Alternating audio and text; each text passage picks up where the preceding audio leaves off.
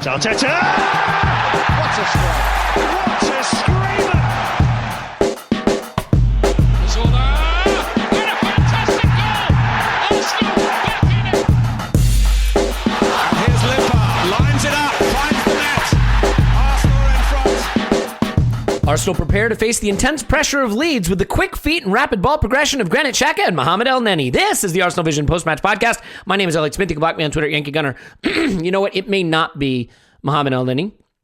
It may be the quick feet and rapid ball progression of Dani Ceballos. Because if you give Dani Ceballos 12 touches, he will progress the ball. And you just watch him.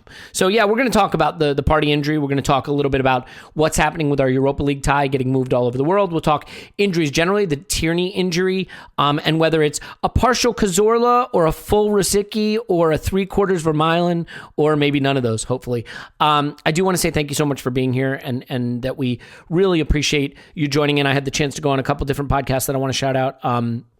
I got to go on She Knows Arsenal with Jessica. She was great. And then the Touchy Gooners podcast, which was great. So thank you guys for having me on and letting me ruin not just our podcast, but another podcast. And I do want to really reiterate that we have been really excited to promote, share, discuss, talk about ArsenalEditor.com because Nils is an absolute top bloke, you might say. I don't know, is that a thing you say? It's a thing I'm going to say. And he puts out some fantastic artwork. And, you know, it's funny because I was like, oh, here I am helping, you know, a small account get noticed, get recognized, you know, arsenaleditor.com, go there and shop there. And then I checked out his Instagram and he's got like 250,000 followers or something. So I actually now think that Nils needs to promote our tiny little podcast and help us grow and help us get attention. So Nils, could you get on that, please? But yeah, go to arsenaleditor.com, use promo code ArsenalVision. You'll get 20% off and free global shipping. And you can put beautiful art on your wall of players or times or moments when Arsenal were, how shall I say this delicately, good at the football. Might be a thing you'd want to do. They also got mugs and stuff like that. You use promo code 1-0 to the Arsenal. 1-0 to the Arsenal. Why didn't he think of that? But don't use that. That's not actually a promo code.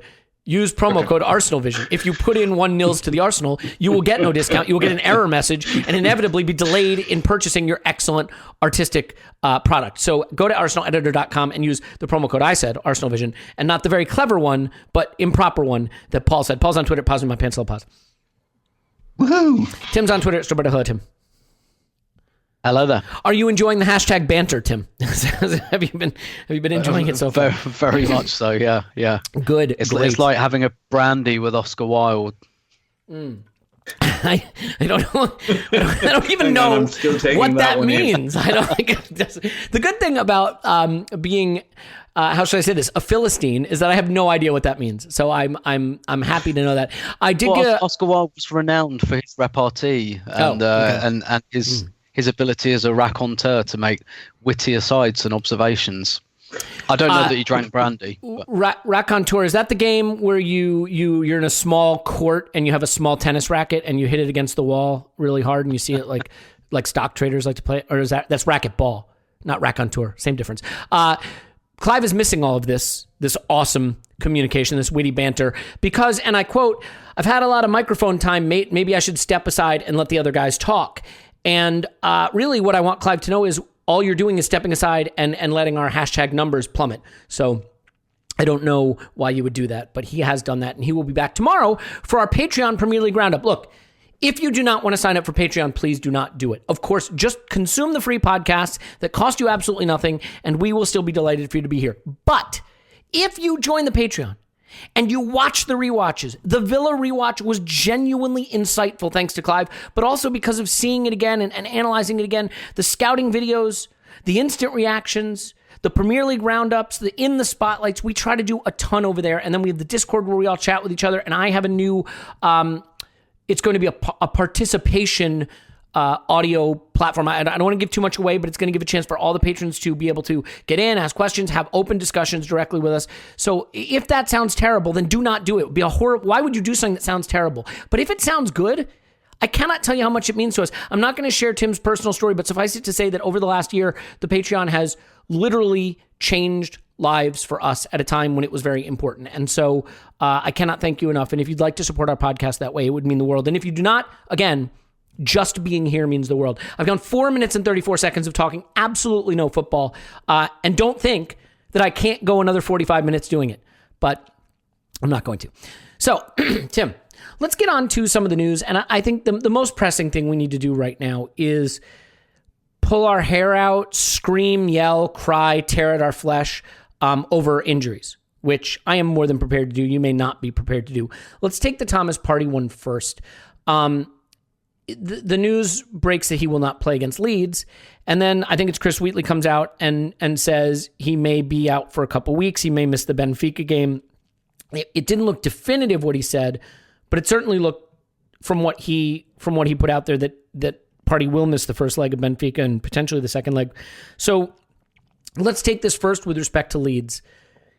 I looked at this as a game that actually, sneakily, we could have a really good chance to go out there and do something kind of fun against them because of how bad their defense is. But the key is getting around that press, and Thomas Partey for me is a key part of that. So having said all of that, how do you feel this impacts the preparation for Leeds, and how worried are you generally about the developing injury scenario surrounding Thomas Partey?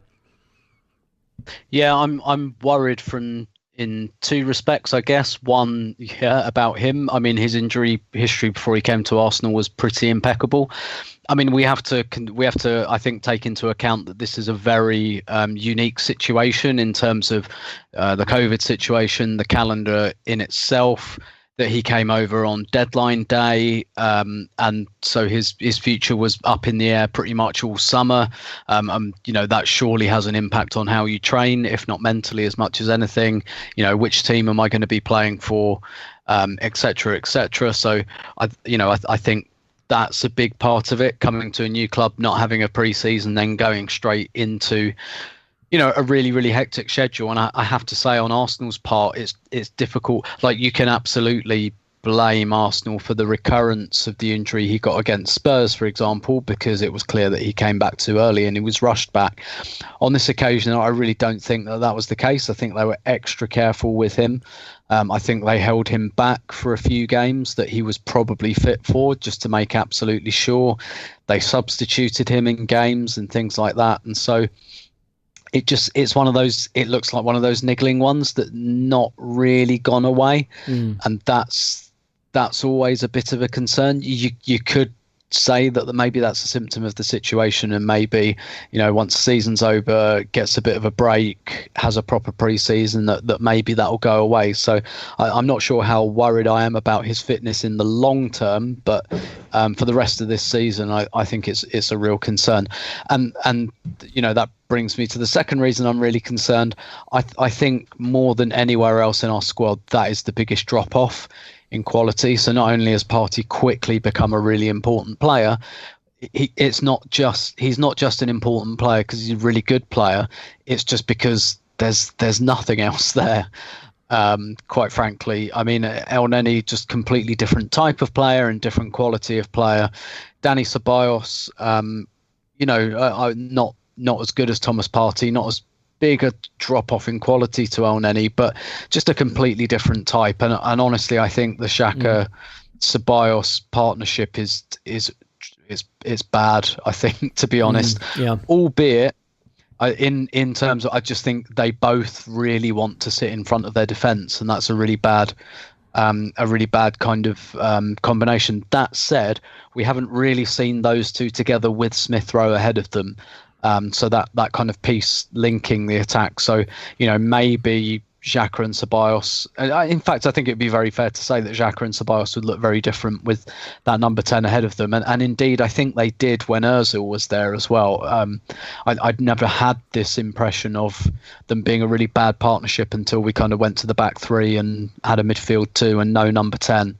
So, maybe that probably does make things a little bit different. But nevertheless, I think Partey and Tierney, they're probably the biggest misses that we have, because there just isn't a like for like. Even someone like Aubameyang, you look around and say, well, okay, there's Martinelli, there's Pepe, there's other players that can do a workable impression and score goals. There's no one that does what Partey or Tierney do, and that's why it's a massive concern.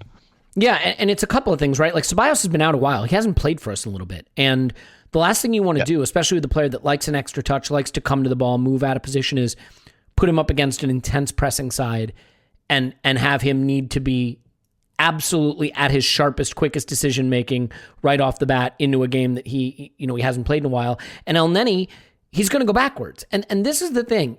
Against a press like Leeds, the ball has to go forwards one way or another. As you go back, you are playing into their trap. You are absolutely letting them close that vice around you. And it is a really interesting thing, Paul, because Leeds are one of those teams that says we're going to play an attacking, pressing style and leave ourselves totally vulnerable at the back and ship a lot of goals, and we know it. And it works. It works. They score a lot. They have scored 38 goals on 36 expected goals. They are basically tied for fourth in the most expected goals in the league, behind only United, City, and Liverpool.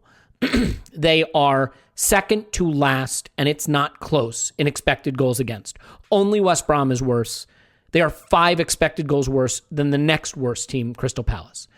Now, we hammered West Brom. Now, just to put it in perspective, West Brom is 31 goals fewer in expected goals scored, and that is why they're where they are, and Leeds are where they are. I just feel that this is a game where maybe the goal shouldn't be to keep it safe and keep it solid and try to break them down. Maybe the goal should be to go have this track meet with them. And so maybe you don't put in a slow-moving, out-of-match fitness Ceballos or a conservative passing El Neni. Maybe you let Xhaka play with Odegaard and Smith Rowe and more like a 4-3-3 and let one of them drop back in with him. But you give it to guys who can turn, look up, and distribute quickly, high technique, skillful, quick passing players who are progressive, and you say, okay, we're going to be a little bit vulnerable. But Leeds aren't going to play their way through you. That's not how they're going to get goals anyway. You're not looking to shield the back four. You're looking to not turn the ball over in midfield. And, I don't know that this is a game that we should be playing to win 1-0, although I would take it, bite your hand off for it, and run away. But maybe it's a game we should be playing to win 4-3 on the basis of Leeds giving you those chances if you can just get in behind the press. So how do you feel about trying something a little unorthodox vis-a-vis Partey's absence? Yes. Don't get me wrong. Sounds like crazy talk to me, but interesting. Well, yeah, Arteta's Elliot. not going to do it, but it doesn't mean we can't discuss it.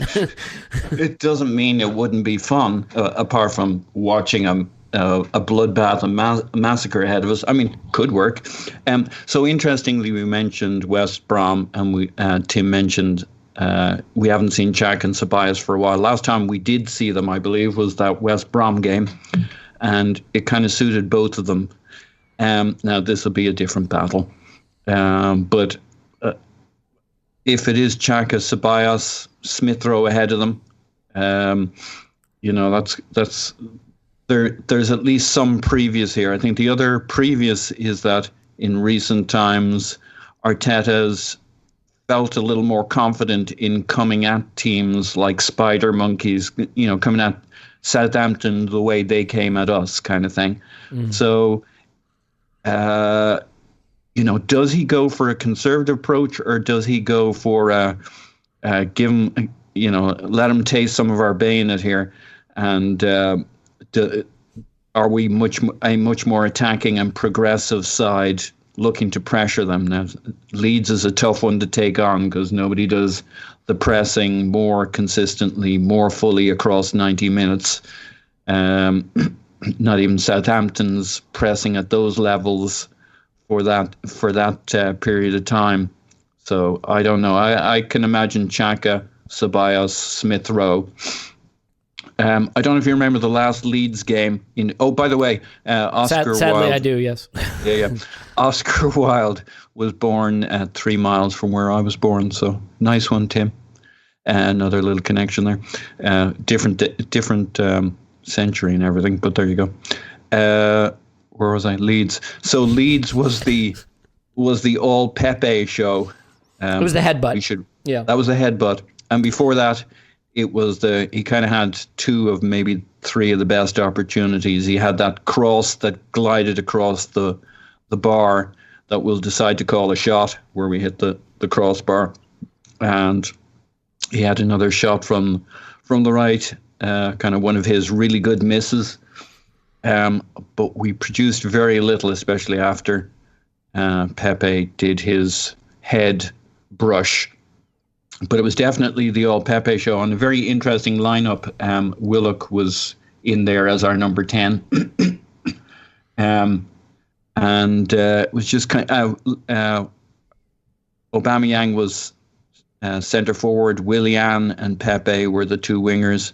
It just struck me that was a weird team, and it didn't go very well. So now we've got this interesting matchup, but it's going to be totally different. We're a different team with a different level of confidence and a way of playing.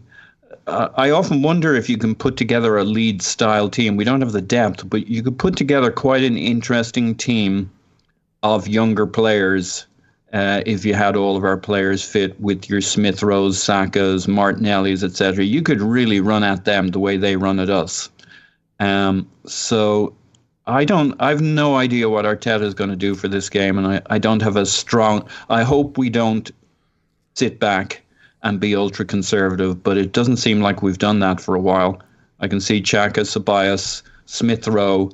Pepe has done nothing to deserve to be dropped, and this is a game for redemption for him. But it's going to be very interesting. We'll have Saka, Pepe, who goes up front, or Pepe doesn't play. Cedric, I assume, Bellerin. And then our centre backs, Gabriel and Holding. So Leno should be back, and I guess Luis is available again. Is he available for did he miss his game yet? He did miss Leno's his game. Available, So Luis is available. Yep. Yeah. I mean, it's interesting, Paul. You look at. Sorry, you want to finish that thought? Just no. I was there. You just helped me place the period. Yeah. You look at them. You look at Leeds in their last several big games. Games against better teams, and against Leicester, Leicester had 1.9 expected goals. Tottenham 2.6 expected goals. United 3.7 expected goals. Chelsea 3.7 expected goals. Leicester the previous time 3.5 expected goals. City only 1.5 expected goals. Amazingly, Liverpool 3.3 expected goals, and then you look at Arsenal 0.9. Now that was in the low ebb of our season, and we were down to 10 men. They had 25 shots in that game and put up 2.5 expected goals. But my point is, if you average out the teams in and around the top 6 that they've played this season, they're probably giving up over 2 expected goals, close to 3 expected goals a game. So I do think that the teams that are able to be a little more technical in possession and get past their press and can live with it a little more and have the quality to exploit their openness can put up goals against them. And I just hope that we'll do that. Tim, before we put a bow on sort of this little Leeds preview and maybe touch on the injury situation with Tierney a little bit as well, I mean, do you subscribe to that theory that we have been looking pretty good in attack lately? Pardon me, guys. That we are in a situation where, the selection is pick better, more attacking players, or worse, more conservative, possession-oriented players, that under these circumstances, maybe just pick the better players. Yeah, no, I'm with you on that. And you look at the way when Leeds played Man United, did they lose like 6-2 or something? Yeah, 6-2 with 3.7 expected goals allowed, 3.7 expected goals against Chelsea, 3.5 expected goals against Leeds. I mean, they've been bad against good teams in terms of what they've given away. Yeah, exactly. And we've still not been great at doing that. So, of really pressing the advantage home. And this would, look, this is going to be a really difficult game. So I don't want to call it target practice because I'm not even that confident we're going to win. But, this really. So, we've discussed this, right? The next evolution for this Arteta team, they're defending better. Now they're progressing the ball better. And the next bit is about, right, let's actually put some people in the box and maybe start scoring some goals would be nice. And this is a really perfect opportunity to do that, I think, to really look to press home the advantage. And yeah, exactly. If you're looking at this Leeds team, you're looking at playing them, what you do ideally, if you're not confident in your team's ability to defend and attack, what would you do when you're playing Leeds? Do you go, let's sit back while they put up 2.53 xg, or let's attack them and get that ourselves? I think it's a relatively simple equation. We can get 3-4 big chances if we attack them. And the thing is about Leeds as well, that I'd say, having watched them this season, they're still a good team, and they can give you really, really big problems. They're not an unknown quantity anymore. Their results, I think, are, have been dipping a bit in the last few weeks. They're still a bit up and down, but they had a good kind of, good 3-4 games without a victory recently. And I do think teams are getting more information on them. They're understanding things like, Calvin Phillips, who plays at the base of the Leeds midfield, is really the hub of that team. If you stand on him, they don't have much of an answer to that, because they just don't have another player who distributes the ball like he does. So, and we actually have a number 10 now. And a big part of the reason I think we played Willock at Ellen Road was not, I think it's partially driven by the fact that it was off the back of a couple of good Europa League performances, but I think it was also on the back, it was also with the view to kind of marking Calvin Phillips a little bit. Not sure Willock. The only other game I think he started was like Wolves, and we were doing something similar, trying to neutralise their midfield. Yeah, precisely. And yeah, exactly. So, but we actually have a number 10 now, and one I think that can really do this, is really good at kind of cutting off passing lanes and closing down. So, that's something like if we. And also the other thing about Leeds have got two really good attackers, right? In Patrick Bamford, albeit he's been spotty recently, because he was way above his XG earlier in the season, and that began to peter out, but he's picked up again.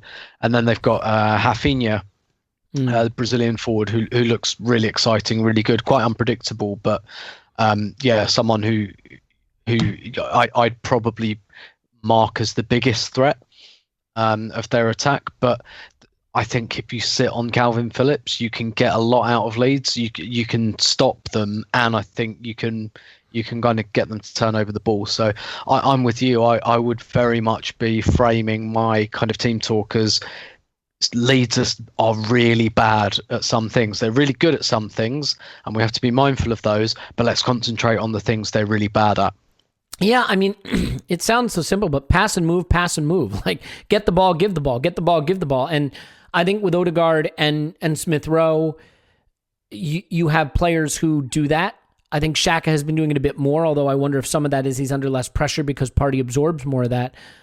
In Ceballos and El Neni, I'm a little less confident in their ability to do that. And Ceballos can, but in general, he'd prefer to have those extra touches. And I have to tell you, I think it's also the fact that Ceballos gets drawn to the ball, and against a press, you have to keep those distances, right? Because you make it easier to close down and press a team if you lose your spacing and chase the ball. It's also just the fact that he's been out a little bit, and this is a tough game environment to come right back into. If we were going to be facing a packed defense that was going to sit deep and we had to pick the lock, and he has more time on the ball, he can fine tune his skills that way. This is a little trickier. I guess, Paul, then the question is, what Arteta will do, also in light of the fact that it is Benfica on Thursday. And, I know Tim certainly doesn't think that we should be chucking the league, but rotating with an eye towards a bigger game isn't chucking the league. This is a tricky one. Leeds are ahead of us in the table. We are 2 losses on the trot in the Premier League, 3 in a row. Seems to undo all the good work you've been doing in terms of improving the way you've been playing, if not fully improving your position in the table. And yet, if we lost to Leeds and destroyed Benfica and we're on to the next round in Europe, ultimately, I think people would live with that. So how do you think he balances that? I mean, Smith Rowe has a lot of minutes on him right now in consecutive games. Not for the season, but since he's come in. Saka has a lot of minutes on him, period. Is there a potential for him to just give a run out to guys? I mean, it's not going to make anyone happy if Willian starts. I mean, God forbid he start Reece Nelson. Martinelli is a guy who could come in and start. Is there a possibility that maybe he will surprise us and prioritize Thursday? Or do you think under the circumstances of the last 2 losses, any inkling he might have had to do that is probably gone now? No, I think there's rotation and there's rotation. Him making a couple of changes of players who are basically just as good as each other is the kind of rotation we should be considering right now. And you mentioned a few good ones there, right? And it depends on what their data says. If they're in the mythical red zone, like only they'll know, maybe Saka's right where you want him, getting the minutes that keep him fittest and strongest. You know, there's a lot of benefit to playing a lot of games back to back up to a point. So are you at the red zone, or are they right where you want them to be? Only they can tell, and we can't make that decision without the data. But Smith Rowe could be Saka seems to be able to play pretty much week in, week out, game in, game out. Smith Rowe, this is all new, so they got to be very careful with him. And they have Odegaard. So, and with Saka, they have Pepe. And if they want to play Lacazette and Aubameyang, and there's one spot left, it's not a massive sacrifice to your chances of winning. Of course, we prefer Saka starting in the moment because he's part of the magic formula, the kind of the first ingredient in the mix for our creativity. But maybe this is the game for Pepe to show he can do it without Saka on the other wing. I don't know if you want to change Saka and Smith Rowe and put in Odegaard and Pepe and think you're going to get something just as good. That might be a change too far, but whoever's closest to that red zone, if you take Smith Rowe. So I don't think wholesale changes. I don't think he'll sacrifice the Leeds performance, but he's got Martinelli, he's got Pepe, he's got Odegaard, all knocking to start. And right there, and no great fall off between the people who are there, apart from the chemistry and the mix aspects, but not in terms of quality. That'd be my take. And those are really his only concerns he has to worry about. I mean, no matter how you feel about him, Xhaka can play every game back to back for whatever reasons. He's built like a tank and moves like one. And as you look across the team, these days Bellerin seems robust. You know, we don't have other concerns, so we've too many players on the front line. That's probably where we need a little rotation. So some interesting choices for the manager. Yeah, I mean, the one thing I want to say is we always assume that rotation is just these players are in the red zone and we want to keep them fresh. Sometimes you rotate just to avoid the outside chance that the player gets a freak injury. You know what I mean? Like if you say, we're just going to go ahead and risk Saka, for example, because he's not in the red zone. What if Saka gets kicked and his ankle breaks? I mean, knock on wood. Again, I realize you say, well, that could happen in any game. Why would it's just... When you're on the eve of a big game, sometimes you just say, let's not roll the dice at all. And I'm not saying that's the right call, by the way. I'm just making the point that red zone or tiring or fatigue, those aren't the only reasons you would necessarily rotate. Sometimes you do it just, the old expression, wrap him in cotton wool, right? God forbid, keep him safe, keep him out of there, and let's just make sure he's playing against Benfica on Thursday. Yeah. But there's a counterbalance to that, and again, we don't know. But the counterbalance is when you talk to those fitness guys. What's the name of the Arsenal fitness guy who left? Shad Forsyth. Dr. Fitwell. Darren Burgess. Darren Burgess. Dr. Good Feeling Hamstring. Yeah, I think I think that's the guy who took care of Michael Jackson so well.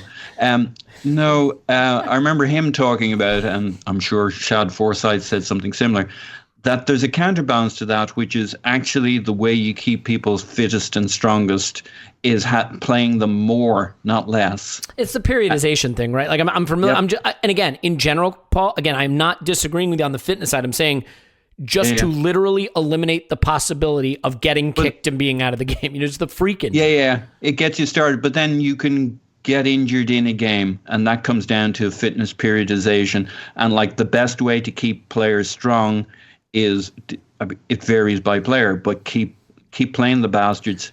I agree. I'll give you the reductio ad absurdum, right? Reductio ad absurdum. Let's say we were playing Leeds for a chance to finish 10th in the league on the final day of the season, and on Thursday we had the Champions League final. You wouldn't play any starters, not any of them. right? Yeah. Like, I mean, so you get my point. And I am not saying Benfica, the first leg of Benfica in the first knockout round of the Europa League is the Champions League final. And I don't know why I'm even debating this with you, because you totally get my point and I totally agree with yours. And ultimately, though, Paul, I mean, have he you almost noticed doesn't how much things have really changed between us? violently agree. we like keep agreeing on stuff, and I was saying this in the WhatsApp. We so much get on these days. I've started attacking Clive and Tim on the pod because I need an outlet. Yeah. And here's the issue. Well, Tim, let me ask you this. I mean, how much do you think what he does now for the rest of the season is dependent upon? I mean, what does he need to do to rescue his season? Let's just take a macro view of this for a second, Tim, okay? Hear me out, because he could have us playing great football for the rest of the season, genuinely great football, and finish with no trophies and a 9th place league finish, right? I mean, given where we are, given the number of teams ahead of us, if we play really well, suffer a few rough defeats along the way, we could finish with 13 losses, 9th in the league, no cups, no cup finals, and have finished the season feeling like we played really well. And yet, what does the club do then? What does the club do in a summer where you've just finished with 13 defeats, 9th in the league, no cup finals, no cups, nothing to really get excited about? I mean, this is the problem with the hole we dug, and he dug to some extent, prior to this new run, is that there's no margin for error for making this season feel even remotely salvaged. And so I think he's in a really tough spot, because if we weren't to beat Leeds, it's Benfica City, Benfica Leicester. I mean, it is, you're staring at a run. I mean, if we lose to Leeds, are we going to beat City and Leicester? We can, but you can also say we probably won't. And at that point, you're staring at another run of 5 losses on the spin. And I think the thing that scares me more than anything, Tim, is I like the way we're playing. Stick with the way we're playing. Stick with this system. But if you wind up lining up 4 losses, 5 losses, he's going to be under pressure to change it again, because of the results. So I mean, from a macro level, how urgent is this Leeds game in a way? Because it is a chance to sort of confirm that the performances deserve a better result, or risk him sort of flip-flopping back and forth. I think so much about Unai Emery, who started his Arsenal career with what was it? City, Liverpool, or Chelsea? City, Chelsea, or Liverpool? Yeah, Chelsea? yeah. City, Chelsea, yeah. And lost both those games, and pretty much abandoned what he was trying to do in those games by the first half of the West Ham game after that, and it was never the same. So I mean, I've said a lot without saying anything, but you take my point, right? There feels like it feels like another fulcrum to our season here, based on what happens over these next couple of games. And I'm curious how you think he prioritizes that, how he approaches that, given what's at stake, what relatively little is at stake in the league versus Europe.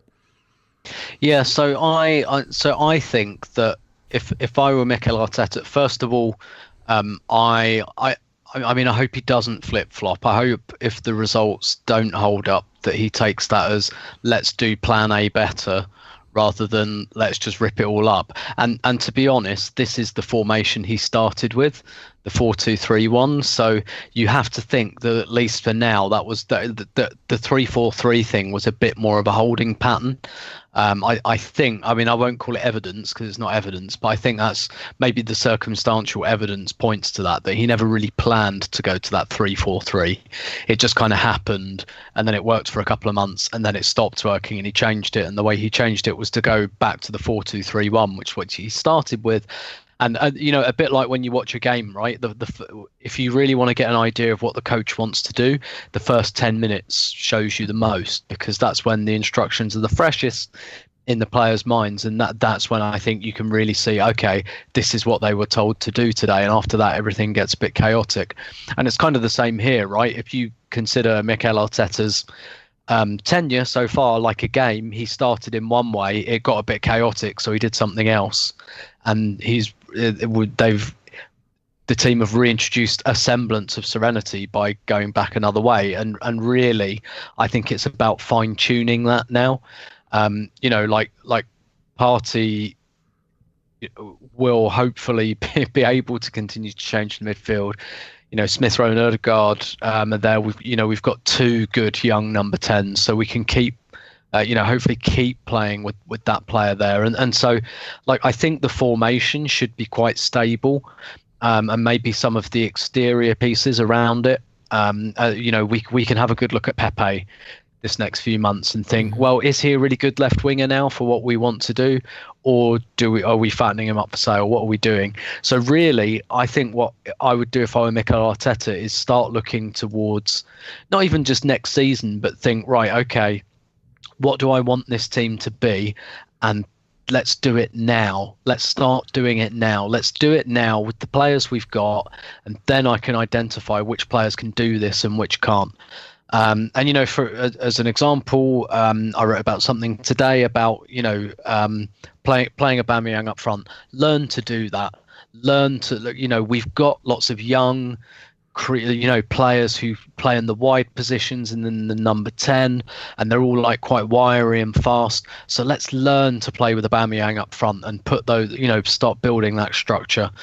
Unfortunately, the Partey Xhaka thing at the moment looks a bit knackered because Partey's not there, but ideally, play those two together and say, right, what do we want from Xhaka next season? Do we see this as the midfield combination for next season, or do we need to upgrade the other part? We definitely need to buy in midfield regardless. So what are we buying in the summer? Do we think that Xhaka is, high-level rotation option? Do we want to sell him? Do we think that him and Partey is the midfield combination moving forward? So really identifying some of these kind of trigger points in the season, because a lot of things are decided, right? Like Arteta wanted Mari and Gabriel, he's got them. He wanted Holding on a new contract, he's got him. He wanted Aubameyang on a new contract, he got him. Learn to play with it. They haven't opened contract talks with Lacazette, who'll have 1 year left. That tells you they have already made a decision really on him, and if they offer him a new contract, it's because of muddled thinking, and it's not because they really want him. It will be because of panic. Their actions show you what they think of him. So let's start trying to make some of these decisions, and let's really put down the template, which might be the template we already have, and let's start, if I'm Arteta, let's play like that, accept some of the bad results that are going to come, because let's face it, we're probably in for a mid-table finish. It would be really nice to get at least 6 and get back into Europe next year, but that might not happen. So let's really use that and lean into that and really set the template and just look at some of those players we perhaps haven't invested in yet, or we need to make a decision on, and let's make those decisions. That is how I would treat the rest of this season. Yeah, I think, you know what? This is where I get frustrated with the debate about depth. This is why I think having spectacular first 11 and then whatever the hell you got on the bench, this is why I think that's the right approach. So Tim, hear me out on this. You say, well, this is why we need depth, because when Thomas Partey is out, we need someone better than what we have to come in, right? I totally disagree. This is why you need both of your central midfielders to be excellent, because then when one is out, you still have one excellent one plus whatever you got in the squad, right? So the issue is Thomas Partey is fantastic and Granit Xhaka is fine. And he looks good with Partey, but he's fine. He's never going to be more than fine, and at times he's less than fine. And when he doesn't have Partey next to him, he can often look way worse than fine. What if you had Thomas Partey and someone else as good as Thomas Partey? Then if one of them was out, you'd have what we basically have now. You'd have one really awesome guy plus a less awesome guy, and that works. You know what doesn't work? Mediocre guy plus mediocre guy. That's why depth doesn't work in my view, because if what you do is you build around depth instead of building around top end talent, then when you're missing one of the few stars you have, you wind up having mediocrity throughout the side. If you lose Partey right now, your midfield is mediocre plus mediocre. If you upgrade on Xhaka and one of those two is out, then your midfield is excellent plus mediocre, which is what it is now, and that can work. Did you see what I'm saying, or am I once again incoherent? Yeah. Like I think as long as you have lots of top tier quality in the first 11, it can work when one or two of them is out. The problem is when you have limited quality but plenty of depth.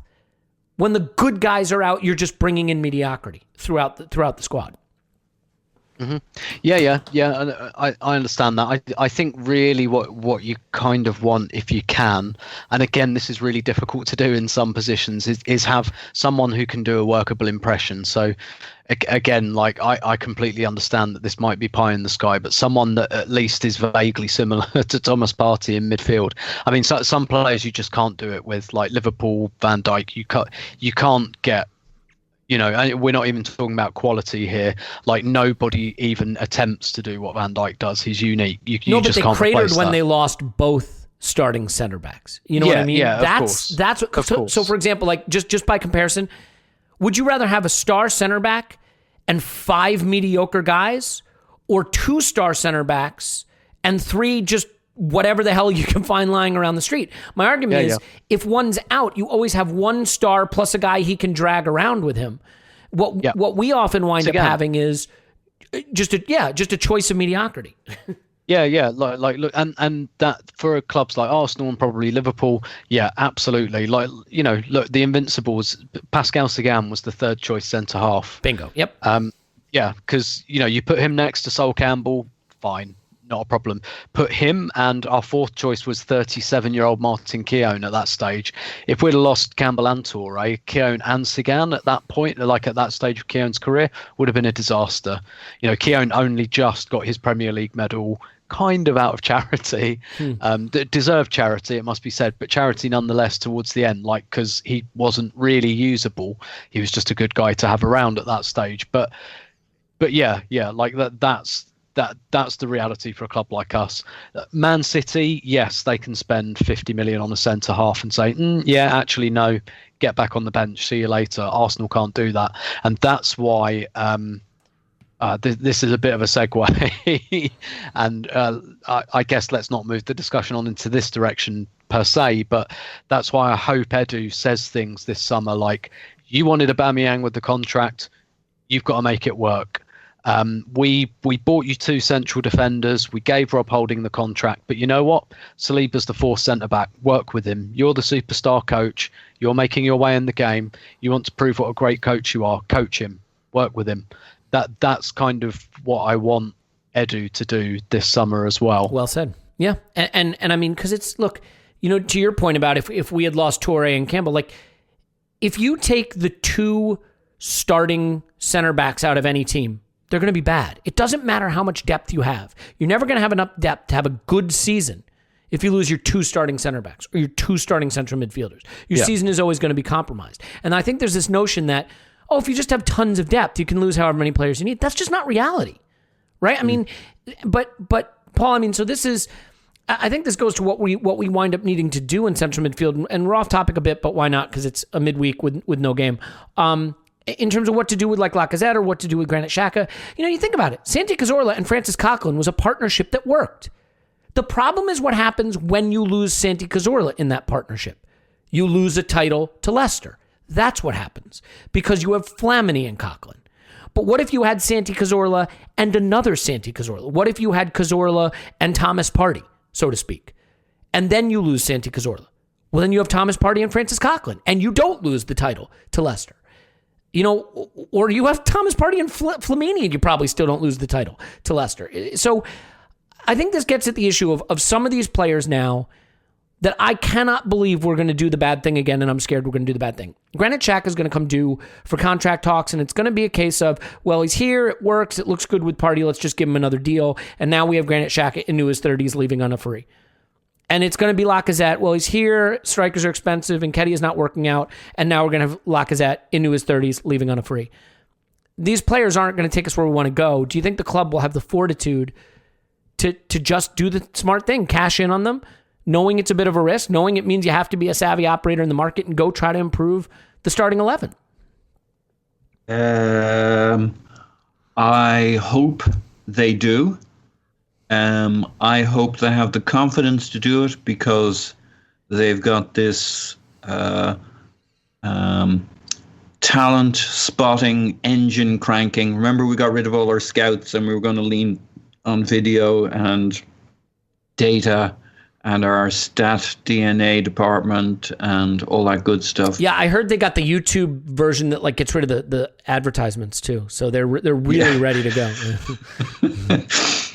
So, and I don't want to, like, I don't want to be, I said that in a very skeptical way or ironical, is ironical a word? No. Way. I mean, maybe they do, but that's what they need, right? Because if you don't have good options, you have a little look around, a half-hearted look, and you say, oh, fuck, let's take the easy choice here.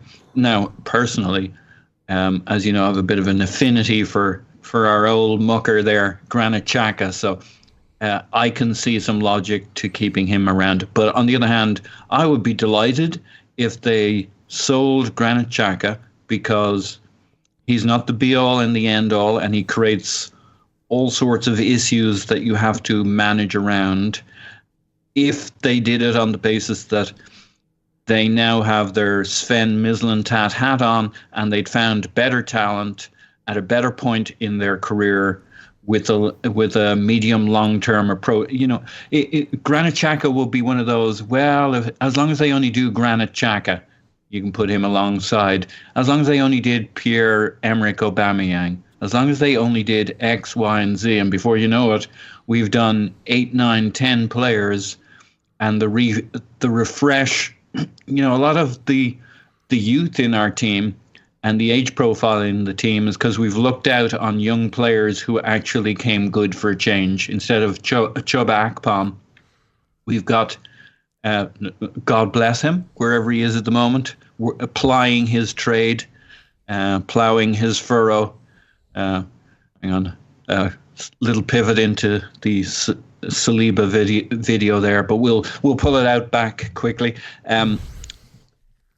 Wherever Chuba is these days, we've got Smith Rowe who's panned out. We've got Saka who's panned out. We've got young players who've panned out and helped smooth out our age profile. And if we hadn't got god-awful lucky, the profile would be really ugly right now. But it has moved us to a point where we should now be brave and move forward and find players in the 23, 24, 25 age range.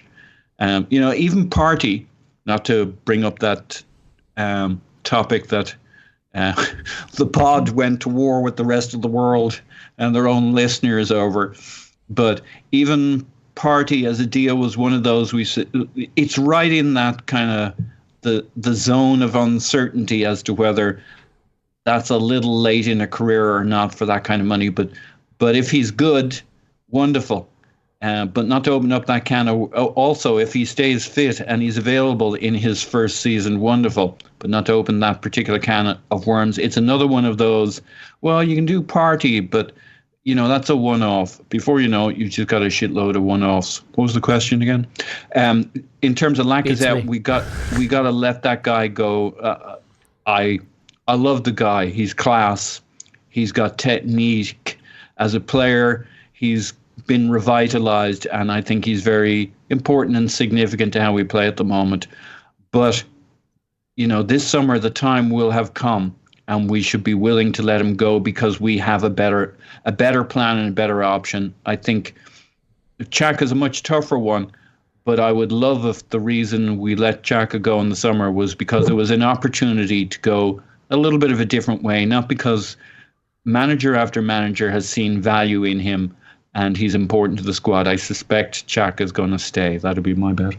Yeah, and again, it's just the point that if you think about what you're actually putting on the pitch and whether football is a strong link or a weak link sport. And I know people disagree about this.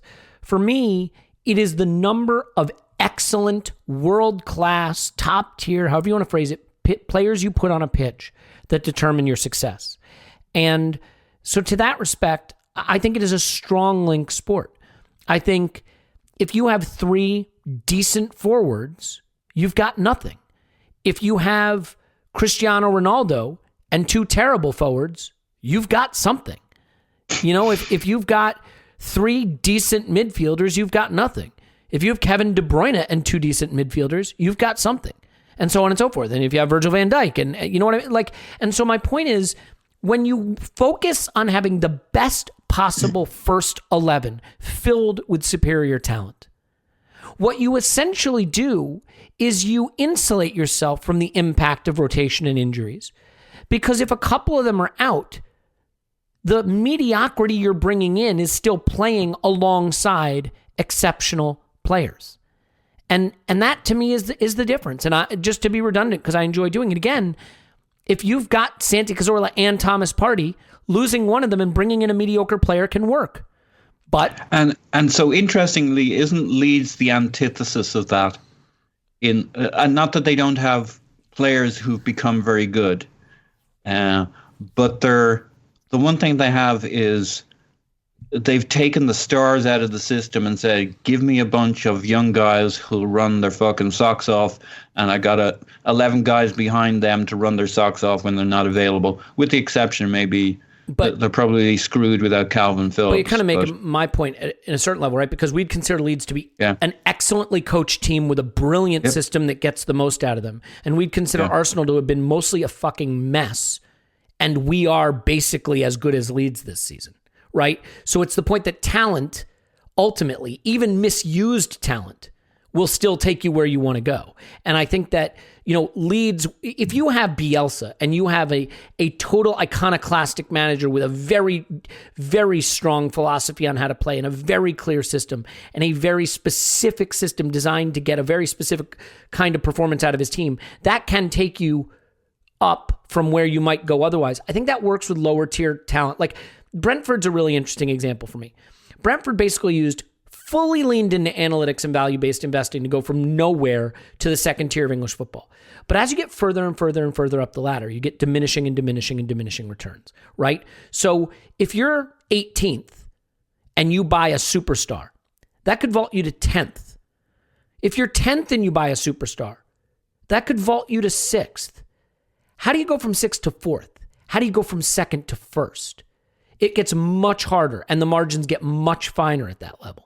And so I think you have to think differently about trying to get from 6th to 4th to 1st than you do from trying to get from 19th to 10th. You know what I mean? Because the teams you're jumping over are poorer, both economically and quality-wise. We've somehow managed to go 51 minutes, and I have no idea what we've talked about, which is spectacularly impressive on our part. But Tim, there are a few things still to go, incredibly, one of which is the Kieran Tierney situation. So I will ask you, multiple choice, ABC. Is this a full Cazorla, a partial Rosicky, or a medium-term Vermaelen? What's going on with Kieran Tierney, who just has lower leg discomfort? He'll just be out to infinity and beyond, as Buzz Lightyear might say, with lower leg discomfort.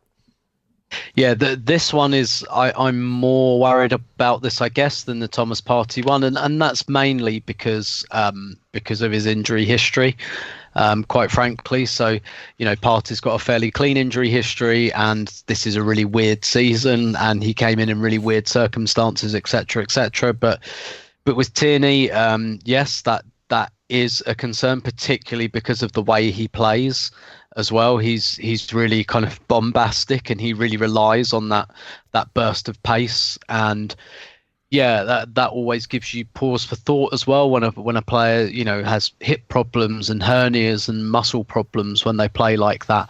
I think we saw at Arsenal with Freddie Ljungberg, for example. He had a hip operation in 2002, and I just don't think he was ever the same player after that, because he relied so much on that burst of pace. And he was okay after that, don't get me wrong, but he was never the same player, I don't think. And Tierney's quite a young man still. So I'm not necessarily worried that his career is going to end tomorrow or anything like that. And look, sometimes players just get muscle injuries. Sometimes it's nothing to do with the fact that they had a hip problem or a hernia or something like that. It does just happen.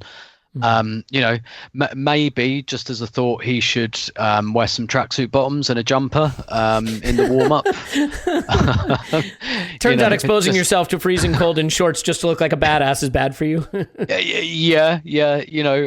Maybe. And look, I'm kind of joking, but at the same time, look, you're in an elite performance environment. Do everything you can.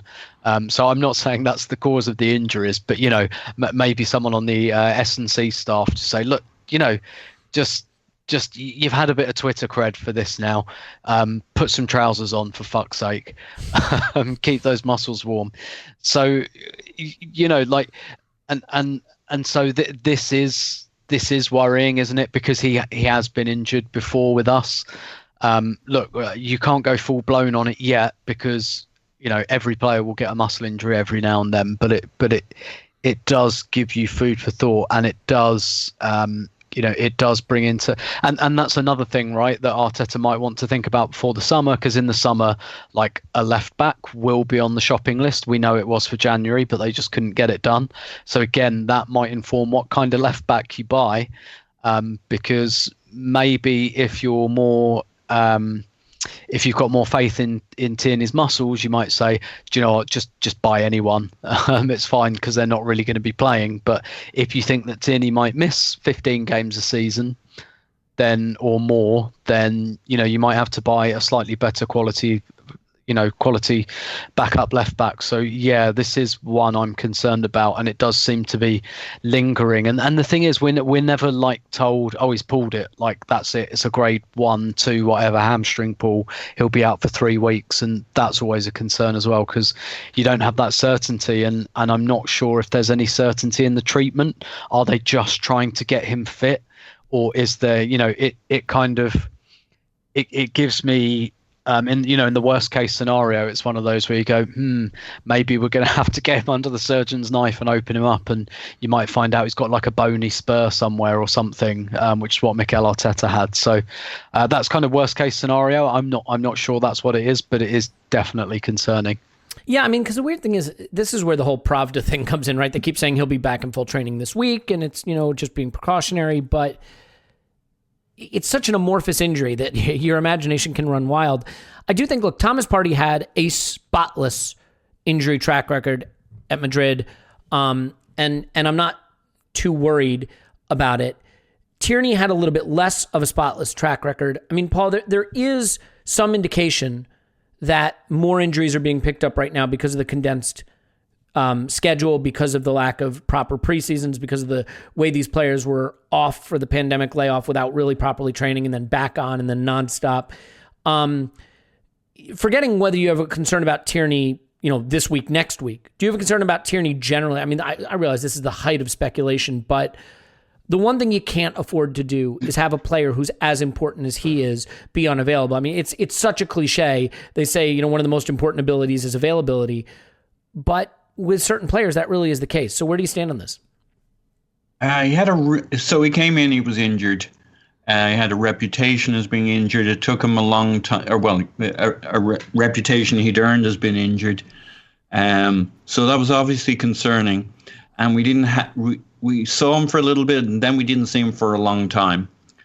And he's come back, and he's actually had a really, really good run of games for us, where you start to feel confident that they've kind of learned the player, and the players maybe matured, got stronger, is learning how to take care of himself. And now we've got to this phase which kind of feels like a significant step backwards into a problematic area of him having kind of, at least to us, not well-defined issues, just general kind of, what do you call that, whack-a-mole kind of stuff with some issues here and some issues there that are all related to kind of balance, fitness kinds of things. Partey seems a little bit that way too, that not generally, but in the short term, it's kind of a few different things to do with overall strength and fitness and conditioning. That kind of whack-a-mole thing. So obviously he's such a key player, and we have nothing like that on the left side of the pitch. And we really don't have anything like that on the right side of the pitch. It's a whole dimension that goes kind of back to front, the hard charging, chalk on your boots, wing back, who get you right up the pitch, and we don't really have anybody to that. The closest thing we have to that is Saka playing as a wing back rather than a full back. And if you look at reasons why the team we send out makes you think we might win on any particular day, one of the first names you're going to check to see how we're going to play and whether we're going to play to the full dimension of what we can do is Tierney. I mean, he just brings a level of capability, of speed and power, and angles of threat along the left that nobody else can provide, and we don't really provide on the right. And then another person you're going to check, is he on the team sheet as Partey? Because if you have those two guys in there, and a number 10 Smith Rowe, and of course you want Saka. Beyond that, you're like, okay, I think we're going to be good today. And without Tierney, we kind of Cedric's had a couple of great games and a couple of okay games, but he still can't do what Tierney does for us, even when he plays well and maybe puts in a couple of good cross-field diagonals, etc. He's not going to give us that threat up the outside, overlapping whoever. And in particular, if we play Aubameyang off the right, off the left, which we're probably about to start doing unless we play him through the middle, Tierney is the player that mixes best with Aubameyang.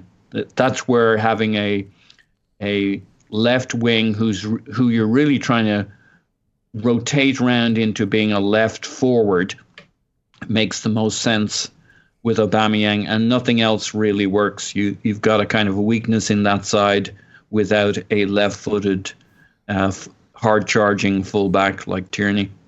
Yeah, I think it's one thing if you have an injured player who's in and out of the side, but when it is someone who seems to be so central to everything we want to do, that's really problematic, right? Because how do you build a rhythm and a system and get in any kind of form if one of the guys that's really, really important in the way you want to do things is in and out of the team? There's certain players, I feel like, center backs can come in or out, or maybe, maybe a winger if he's similar to another winger, but we just don't have a guy that can do what Tierney does, which changes the whole system at some level. Yeah, I think if, I'm an advocate for what we've done, at least historically, with Aubameyang from the left because he's got more space. But if you don't have Tierney and you're not playing Saka, for example, as a wing back, not that I'm pushing for that right now because we love him where he plays. But if you don't have Tierney overlapping Aubameyang, I swing more fully to let's play Aubameyang through the middle, and then at least that makes all kinds of sense in many ways from a striker standpoint, and then we free up our wings to just put the best players to connect with Aubameyang. But if you have Aubameyang on the left, you can lose that whole side without Tierney in terms of threat and attack, and I don't like it. So I think without Tierney, I'd swing my vote to Aubameyang through the middle. Yeah. I believe we should be playing Aubameyang through the middle. You know that. And I think now that we have a proper number 10 and a little better spacing, in general, I think it's also just, I like high touch, high involvement players at wide forward. Guys who can contribute in the build-up in ways that Aubameyang can't. And I still think if the ball's going to find its way into the box, I trust Aubameyang to find the positions to be in to get to goal-scoring chances in a way that I don't trust Lacazette. You'll lose a little bit in build-up, but we don't need the number 9 playing with his back to goal as much with the players that we're using now. So, yeah, I would definitely give Aubameyang a run through the middle there. I mean, Tim, I know you sort of agree with that. I emphatically agree with that. Agree with that. Yeah, okay, fair enough. In terms of the way Pepe's been playing too, I mean, especially having rewatched the Villa game, I was impressed with how much. I mean, Pepe was even better than I kind of remembered. How do you feel about Pepe generally, and Pepe on the left specifically, in terms of as we look at this next run of games and potentially Arteta having the difficult decision about whether to drop Lacazette out and play Aubameyang through the middle, which he hasn't been inclined to do, versus playing the two of them together, which means having to take one of Saka and Pepe out. We know who it's going to be. For me, right now, Pepe isn't droppable. Not that Saka is. He isn't either. But, I mean, do you feel strongly that Arteta has to stick with both Pepe and Saka here, and whatever he does at center forward, those two have to be nearly the first names on the team sheet right now?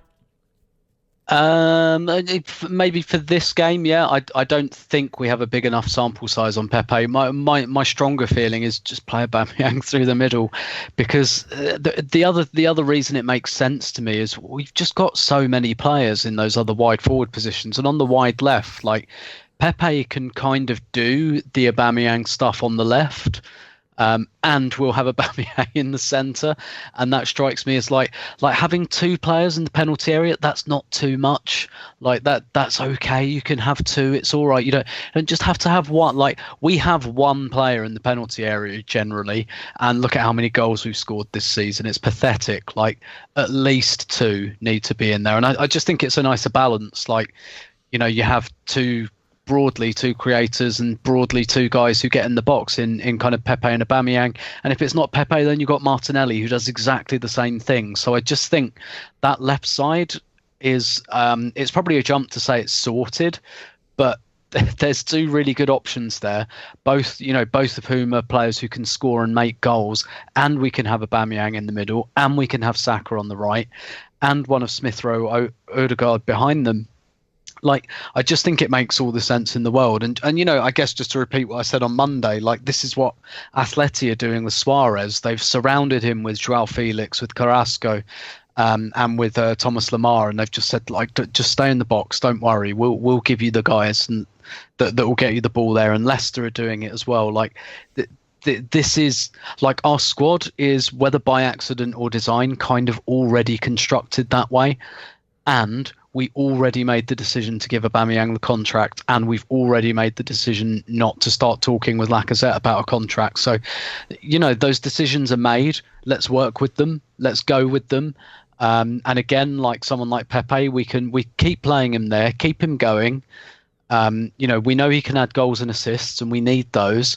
And if in May you decide it hasn't worked and he's still a bit of a bitty player and he's not giving you enough, fine, then sell and move on and buy another guy that can perhaps do something similar.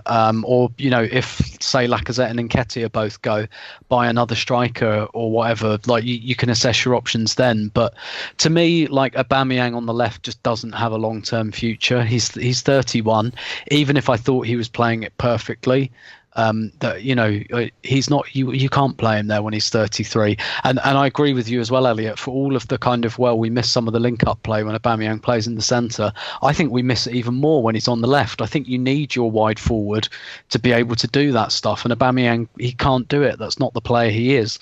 So I think we lose even more of that build-up stuff by having him on the left.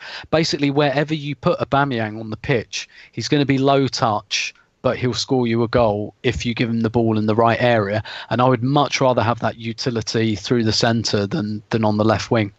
Yeah, so then let me ask you a tricky one. Having said all that and agreeing with all that, what now for Gabriel Martinelli? I mean, it is easy the way football moves so quick to forget the extraordinary potential of certain players. In my view, Martinelli can be as good or better than Bukayo Saka. Now, that could wind up being lunacy, but that would not have been a heterodox viewpoint as recently as a couple months ago, or certainly last season. It's a heterodox viewpoint right now because we're seeing what Saka can be, and he's absolutely elite. And, Martinelli had, 2 games where he wasn't great. So, in modern football, he's washed, right? But you cannot convince me that a solution that leaves Martinelli regularly out of the team is the right one. And yet I'm not sure what you do. I mean, maybe in the long term, what you do is you sell Lacazette, you sell Nketiah, and next season your backup striker is Martinelli and your backup winger is Martinelli. And then his way of getting in the team is he plays when Pepe doesn't, or Saka doesn't, or Oba doesn't. And that gives him lots of ways to be across the front line. But between now and then, how and when does Martinelli get in? Because there's no FA Cup left. There's no League Cup left. There's no group stage of the Europa League left. And he was, the thing that scares me a little, Tim, is he was out so long at such a young age. You need to be playing a lot right now. I mean, I think there would have been an absolute revolt if we had loaned him out in January. But having just come back from injury and being such a bright prospect, he needs to play and get himself right back to where he was. Sitting on the bench game in, game out is not going to do that. So help solve that problem.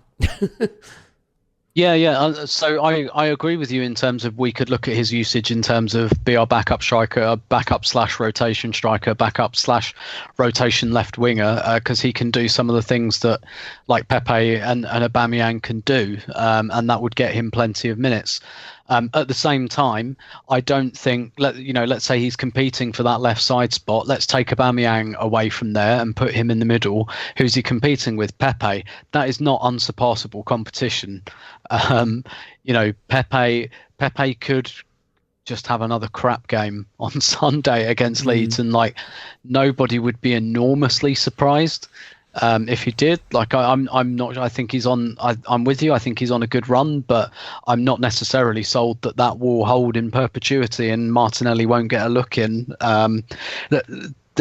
So I think he can definitely compete for that left wing role, and the best thing we can do is take Aubameyang away from there, so it's one less player to compete with, and we just move Aubameyang into what is more of a problem position in my view. But really, the answer here as well is this is just another player that Arteta is going to have to learn to use. He's going to have to learn how to get Martinelli's talents into his team. And Martinelli he's a different player. He's another one. He's not technically amazing. He's pressy. He's great at picking up spaces. He can make stuff happen. He's in that kind of Sanchez mold. He's not always utterly precise, but he will score you a goal somehow at some point if you let him. And Arteta is going to have to work with that. And again, if Arteta wants to, really wants to stamp his authority as a top coach in the game, these are nice problems. These are great projects for him to really say, I'm going to be an elite coach because watch what I'm going to do with this guy. Even look at what Pep did with, all right, like Messi is like, is a complete outlier in just about every respect, but Pep still found an even better way of using him, by moving him into that almost false nine position. He took a great talent and said, no, I can do something better with this guy, and I can that means I can put guys on the wing like Suarez and Neymar who can do even more. Like, this is the kind of creative thinking that I want to see from Arteta. And if he wants to convince people, not just Arsenal, but he's at the outset of his coaching career, and if he wants a career where he's coaching the biggest clubs, work with what you've got and show you can make it better. Don't just be a fucking checkbook manager. Don't just throw players in the bin and say, oh, I'm just going to sign someone else because I don't like him. Work with them. Show what you can do. Show you can improve players, even elite players. Show you can improve them. And that's what I want him to do. And that, again, to repeat myself, that's what I want Edu to say to him this summer. I want him to say things like, look, you signed off on the Aubameyang contract as much as I did. Make it work. We've got Martinelli. This is a generational talent. Make it work. We've got Saliba. This is one of the best, one of the highest rated teenage centre-backs in Europe. Make it work. This is what, like, Arteta is not at the stage of his career where he can be a checkbook manager, and Arsenal is not the club for that at the moment. Work with what you've got. Find out a way that you can get Aubameyang and Martinelli into the same team, and I think you can as a kind of strike pairing, right? If you've got, let's say, Saka and Smith Rowe kind of doing the build-up creative stuff, let's have Martinelli and Aubameyang in the box. And that might be a bit lopsided, and you might have to switch things around, maybe put Martinelli right, Saka left, whatever. But these are nice problems for a coach to solve. These are nice projects. They're not straightforward. No one's saying that it's a silver bullet to just put Aubameyang up front and everything's solved. It's not. You've got to do stuff to make it work. But this is the stuff that if Arteta wants to prove himself as a coach, that for me, he has to do. He has to. Otherwise, he is never going to get to the club that just says, fuck the 30 million centre half. I'll put him in the reserves and sign a 50 million one. So this is him earning his corn and earning his stripes. Yeah, I mean, so let's finish on this, Paul, because I want to get your take on it as well. The one thing that we have to be careful of here is nobody deserves a place in the team just because of their reputation. That goes for, a Willian who's 32 and is being paid a lot of money and has sucked. But that also goes for a teenage phenom who we all think is going to go to the top of the game. I think Tim nailed it for me, which is you have to build your team in a way that you make paths for the players that are important assets at the club. And so if you re-sign Lacazette, and when you bring in Willian, and when you do things like that, when you keep Nketiah, then you marginalize Martinelli, and then you marginalize Balogun. And, we're not going to lose Martinelli. I can't believe the club would let that happen, but Balogun certainly seems gone. And maybe that's not a big deal. He might not be good. But the point is, you have to think about all these moves, not just in terms of how they make your team better or worse, but how they create paths for the players that are strategically important as well. So is it that simple that Martinelli finds whatever playing time is available here and there this season as he gets back into form? But with the moves we make in the summer, we create the path for him. And look, there's always the chance that he plays as a sub on Sunday and scores a hat trick in 10 minutes. And suddenly everybody's saying he has to start against Benfica. I mean, football moves very quickly like that. But is that really it? Is it that the moves Arteta makes and the way Arteta manages the club has to respect the value of the assets he has and has to structurally set us up to make room for those players? And I realize he's got some priors with the way he handled the Guendouzi situation, the Saliba situation, so on and so forth. But there's certainly no suggestion that, Martinelli's been a bad apple or that he's been anything other than the model professional. I mean, those are different situations. And yet there's some people that will say Arteta has been reluctant to use Martinelli. I'm not so sure I agree, because the minute he was fit again, I think he started, and was it against Chelsea to start this run? And he was a critical part of that. So do you think Arteta maybe has a blind spot with Martinelli at all? And is the solution as simple as the way we reshaped the squad in the summer? Did we lose Paul? Did Paul just fall asleep? I realize we've gone a minute and 15 without saying anything, but an hour and 15 minutes in, that was Paul's attention span. What was yours, listener? Paul, do you want to speak on that, or do you just want to say? No, I've got very strong feelings. Oh, thank God. Yeah. So I would say that Arteta had been slow to use Martinelli from the beginning of the Arteta era. Martinelli was a factor, and partly because Aubameyang wasn't available for a few games there, probably around the Crystal Palace red card period. Martinelli had a good run, and then Aubameyang comes back. And so in all the talking about clearing paths, etc., I don't have a huge issue about the players we had. You could debate a Willian or a this or a that, but at the end of the day, I don't think it'll be a Willian or anybody else we have who stops Martinelli getting game time and minutes at the end of the day as he mature. Like, clearly there was a frustration recently with Martinelli getting yanked at halftime in terms of Arteta. So it kind of speaks to the certain players that Arteta doesn't think that might be. We might think they're playing okay, but they're not playing to his game plan. And Martinelli's young and he's coming along. And anybody with eyes can see he's got the potential. He's got the attitude. He's going to be a real factor. I think that's going to be the case at Arsenal.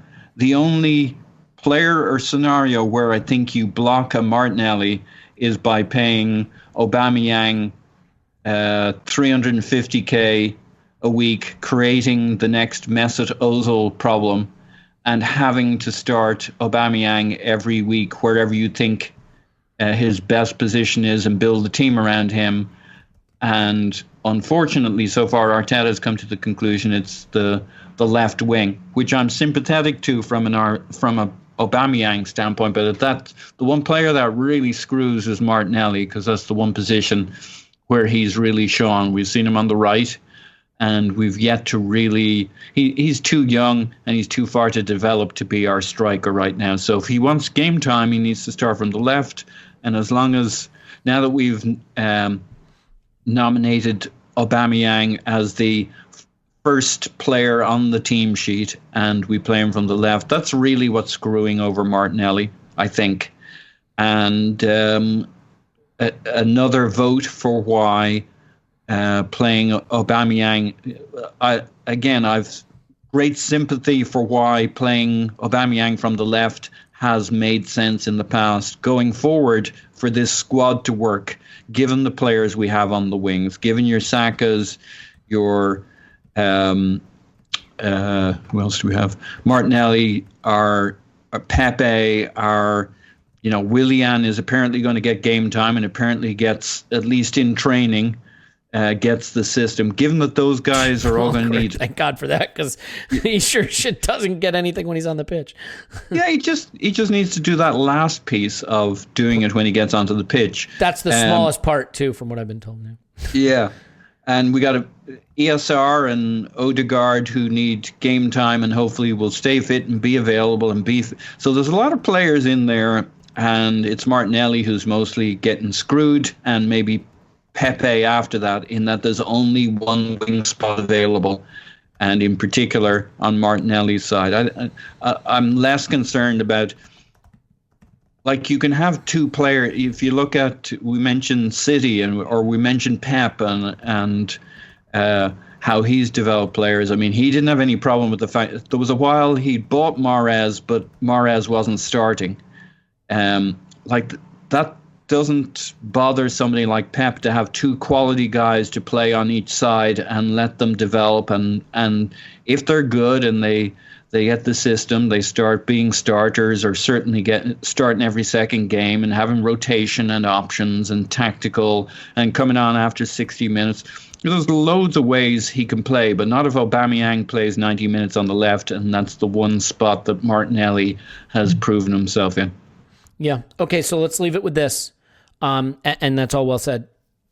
Leeds on Sunday, Benfica on Thursday in Rome, actually. It's going to be two neutral sites. Weird that there's going to be the away goals rule, despite the fact that neither team is playing home and away, but so be it. You have to lose one and win one. Which one are you picking? Fuck. I hate that. I don't want to play. I choose not to run. I'm pulling a Seinfeld. Strange game. The only way to win is not to play. Pick what movie is that? Fuck. I'm going to go... Yeah. What movie? Do you know? No. Tim, do you know? No. Global Thermonuclear War. Strange game. The only way to win is not to play. War Games. Very good old movie with Matthew Broderick. Anyway, if you haven't seen it, I highly recommend it. So, go ahead. I interrupted with nothing of any relevance. Who killed somebody in a car crash in Northern Ireland? He did? When he was with Sarah Jessica Parker. Yeah. Well, great. Now I feel like shit. I apologize. Don't watch that movie. Don't watch any of his movies. Was it his fault? Yes-ish. They were on the wrong side of the road. Got a little disoriented. Why does everybody have to get milkshake ducked? All right, fine. So, I'm going to do with losing to Benfica, because we can always win the second leg. Yeah. Okay. Tim? I'd go for losing the Leeds game, because winning the Europa League gets us into the Champions League, and doing well in the league potentially gets us into the Europa League again. Can we win the Europa League just by beating Benfica? Can we make that the rule? No, there's still a lot of work. I'm kidding. Yeah. If we lose to Benfica, then no. Yeah, I will say this. I would definitely take winning at Benfica and losing to Leeds. The only thing that scares me here is I think Arteta is on to something. I think he's found a system that works, and I hope he'll stick with it. And I am nervous that if we start picking up a lot of losses despite good performances, that he's not long enough in the game. You know, we've already seen him abandon one system, and in that case, I would say thankfully. This is different. This is working. And I just worry that bad results could lead to him abandoning what is working and go back to something that maybe feels safer in his mind, but that did not work and doesn't have as high a ceiling. The way we were playing under Arteta when he first arrived, whether you think it worked or it didn't work, had a limited ceiling. We weren't going to get into top four, win a league, anything like that with that system. But we could with this system if it keeps improving. So that would be my only fear. Let's leave it there. Can I say one thing? I know what I said sounds nuts, right? No, not totally nuts. Yeah. It's a gut feel thing. There's I'm not saying we get smashed by Benfica or anything. It's a calculated thing that if we were to just about lose to Benfica but win against Leeds, to your point, that we are building on a way of playing. I'm more concerned that if we lost to Leeds, the chaos and uncertainty around the team leads to a situation where we're not in a great shape, even in the Europa League, and winning the first leg doesn't buy you anything, and winning the Benfica tie doesn't buy you anything unless you're building something, unless there's really something there in the way you play. Hence, it's a very difficult call. But my calculation is I would prefer that we beat Leeds, built on that, and had to come back and win the second leg, balls out against Benfica, and that we would. So I know it sounds nuts, No, but I get that's it. where my gut goes. I don't know why we'd have to play with our balls out in the second leg, though. I mean, I feel like that just very makes it Arsenal unnecessary. thing to do at the moment. Yeah, it just makes it, touche. It just makes it a little So bit I more think the second leg, I think there's a great idea because we don't know where it's going to be. The two teams should have to have their bags ready, and then they have to scramble to the venue. It becomes like the greatest race also. Like the game is going to kick off at 2 p.m. whether you're there or not. So that would be funny, right? Like you have to figure out where it is. You have to get there. And if you're there before the other team, you could just start kicking it into their net. Is that what happened at Villa Park? We just got there like 90 seconds late. I mean, that might have happened to us quite a few times. You one goal up if you get there first. Yeah. All right. Well, with that exceptional concept laid to rest, let's go ahead and leave it there. We will be doing our Premier League roundup tomorrow, I believe, which should be fun. So definitely join us for that on the Patreon. We do hope you will sign up because we work really hard to bring a lot of good content there and just be appreciative for the people that have signed up. And as I always say, though, if that's not for you, if you can't do it, if you don't want to do it, if you're like, why would I even think about doing that? And you're just here to listen to this, even if you're here to hate listen, we're still thrilled that you're here. And come into my mentions, even though you blocked me, and just tell me I hate listening to your podcast. And I will say, thank you for listening, because that's all that matters. Tim's on Twitter. Roberto, thanks, Tim. My pleasure as always. Paul's on Twitter. Pause my pants. Thanks, Pause. Woohoo. My name's Elliot Smith. You can block me on Twitter, Yankee Gunner. Give us a 5-star review. Write nasty things about Clive. That man does not get upset about negative feedback. He loves it. In fact, if you want to go to him at ClivePAFC on Twitter and write negative things, the guy handles it with absolute equanimity. I will tell you that we had nothing to talk about today. We very specifically agreed before this podcast we weren't sure we had anything to talk about, and we still managed to easily cross the 85-minute mark. So kudos to us. We love you, and we will talk to you after Arsenal 10 Leeds 0.